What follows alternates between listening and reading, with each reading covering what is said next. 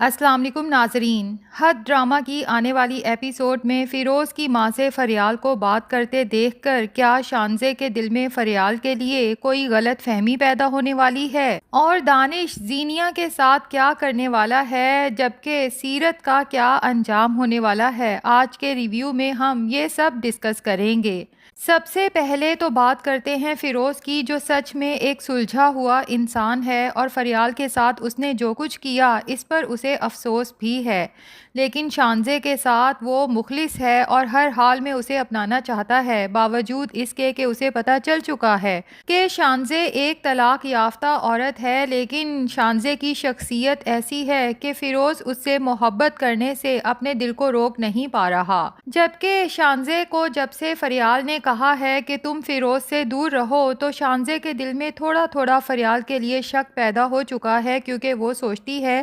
کہ اگر فیروز سچ میں برا انسان ہے تو میری ہر مشکل میں آخر وہ میرے کام کیوں آیا، اور وہ اس کا کوئی فائدہ بھی اٹھا سکتا تھا، لیکن اس نے میرے اوپر کبھی گندی نظر نہیں رکھی۔ کبھی شانزے کو لگتا ہے کہ شاید فریال بھابھی مجھ سے جیلس ہو رہی ہیں، لیکن پھر اسے لگتا ہے کہ آخر میں نے فیروز کو پہلے بھی تو کہیں دیکھا ہے، کیا پتہ کسی طرح سے فیروز کا بھابھی کے ساتھ کوئی تعلق ہو۔ شانزے اتنی بے چین ہوتی ہے کہ فیروز کو کال کرتی ہے تاکہ حقیقت معلوم کی جا سکے، لیکن دوسری طرف فیروز جب شانزے کی کال آتے دیکھتا ہے تو اٹینڈ نہیں کرتا، کیونکہ اسے فوراً یاد آتا ہے کہ فریال نے کہا تھا کہ اگر آپ سچ میں شانزے کے ساتھ مخلص ہیں تو اس کی فیلنگز کے ساتھ نہ کھیلیں، بلکہ اپنی ماں کو شانزے کا رشتہ لینے کے لیے ہمارے گھر بھیجیں۔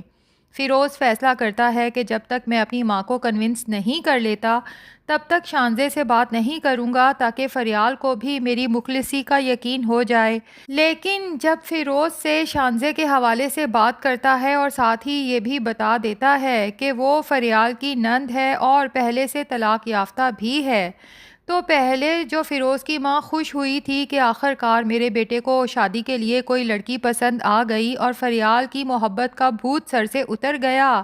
لیکن شانزے کے بارے میں یہ سب جاننے کے بعد وہ صاف انکار کر دیتی ہے کہ میں اپنے اکلوتے اور کمارے بیٹے کی شادی کسی طلاق یافتہ سے ہرگز نہیں کروں گی، اور پھر وہ فریال کی نند ہے، یعنی تم کسی نہ کسی طرح سے فریال کے آس پاس رہنا چاہتے ہو، چاہے اس کی نند کے تھرو ہی صحیح۔ اب فیروز اپنی ماں کو کنونس کرنے کی لاکھ کوشش کرتا ہے کہ فریال کی وہ نند ہے، یہ مجھے بہت بعد میں پتہ چلا تھا، محبت مجھے شانزے سے بہت پہلے ہو گئی تھی، لیکن فیروز کی ماں اپنا فیصلہ سنا دیتی ہے، جس پہ فیروز بھی اپنی ماں سے صاف کہہ دیتا ہے کہ اگر ایسا ہے تو بس پھر میری شادی کو بھول جائیں، آپ کا اکلوتا بیٹا پوری زندگی شادی نہیں کرے گا۔ اور جناب فیروز کی ماں کا اپنے بیٹے پر تو بس چلتا نہیں، ڈائریکٹ فریال کو کال کر دیتی ہے اس کو بے عزت کرنے کے لیے، اور فریال کے ساتھ ساتھ اس کی نند شانزے پہ عجیب و غریب قسم کا کیچڑ اچھالنا شروع کر دیتی ہے۔ فریال سے کہتی ہے کہ میرے بیٹے سے تمہاری شادی نہیں ہو سکی تو اب اسے اپنے آس پاس رکھنے کے لیے اپنی نند کے ساتھ اسے پھنسانے کی کوشش کر رہی ہو، وہ بھی طلاق یافتہ نند۔ یقیناً تمہارا سسرال کوئی بہت ہی گرا پڑا ہوگا، ورنہ وہ لڑکی جو ایک رات تھانے میں گزار کے آئی ہو، بھلا کون خاندان اسے اپنائے گا، اور تم نے سوچا بھی کیسے کہ میں ایسے گرے ہوئے خاندان میں اپنے بیٹے کی شادی کروں گی؟ فریال کی برداشت جواب دے جاتی ہے اور فیروز کی ماں سے صاف کہتی ہے کہ میری نند آپ کے بیٹے میں انٹرسٹڈ نہیں ہے، اگر آپ کنٹرول کر سکتی ہیں تو اپنے بیٹے کو کنٹرول کریں، میری نند کے لیے رشتوں کی کوئی کمی نہیں ہے۔ یہاں پر فیروز کی ماں فریال سے کہتی ہے کہ بہت ہی بدتمیز لڑکی ہو تم، تو فریال صاف کہتی ہے کہ بدتمیز ہوتی نا تو آپ کو وہ سناتی کہ ساری زندگی آپ یاد رکھتی، لیکن میں بدتمیز نہیں، اسٹریٹ فارورڈ ہوں، اس لیے آپ کو صاف بتا دینا چاہتی ہوں کہ نہ تو میں گری ہوئی ہوں، نہ میری نند شانزے، اور نہ ہی میری فیملی، میں تو بلکہ اللہ کا شکر ادا کرتی ہوں کہ آپ کے بیٹے سے میری شادی نہیں ہوئی، کیونکہ مجھے فیروز سے زیادہ اسٹرانگ ہسبینڈ ملا ہے۔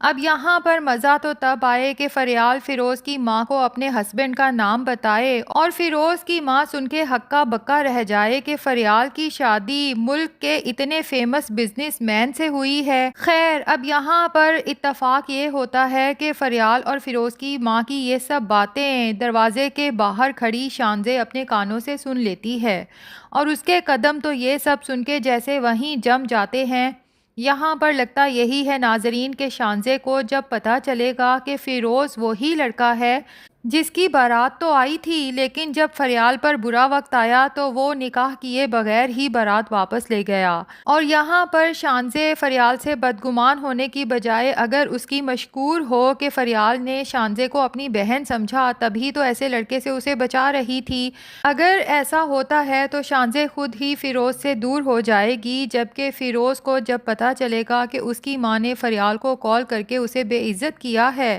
تو یقیناً وہ کوئی نہ کوئی سٹینڈ تو ضرور لے گا کہ فیروز کی ماں کو نہ صرف اپنی غلطی کا احساس ہو بلکہ فریال کے گھر جا کے اپنی غلطی کی معذرت بھی کرے، اور شانزے کو دیکھنے کے بعد خوشی خوشی اسے اپنی بہو بنانے پر آمادہ بھی ہو جائے۔ اور جب شہرام فیروز سے ملے گا تو اسے آئیڈیا ہو جائے گا کہ فیروز ایک اچھا انسان ہے، کیونکہ غلطی تو ہر انسان سے ہو سکتی ہے لیکن اچھا انسان وہی ہوتا ہے جسے اپنی غلطی کا احساس ہو اور وہ اس پر شرمندہ بھی ہو اور اپنی غلطی کو سدھارنے کی کوشش بھی کرے۔ تو مجھے تو یہی لگتا ہے ایٹ دا اینڈ شانزے اور فیروز کی شادی ہو جائے گی اور دونوں آپس میں بہت خوش بھی رہیں گے۔